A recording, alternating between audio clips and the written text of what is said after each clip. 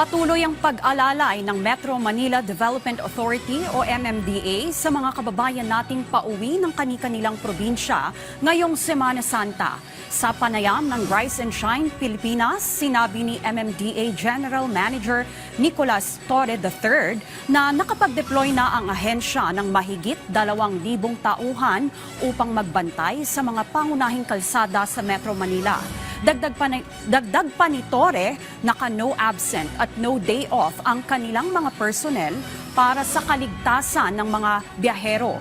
Ayon pa sa ahensya, papayagan ang mga provincial bus na dumaan sa EDSA hanggang sa susunod na linggo. May paalala naman si Torre sa mga mananakay. Sa mga babiyahe po, lagi po nating tandaan na mag-ingat at bago magbiyahe, plan your drive and drive your plan. Check ang ating mga sasakyan, blow bagets, brake, light, oil, water, air, gas, and Google is your friend. Ang pinakadulo po ang gusto ko i-emphasize dyan, self.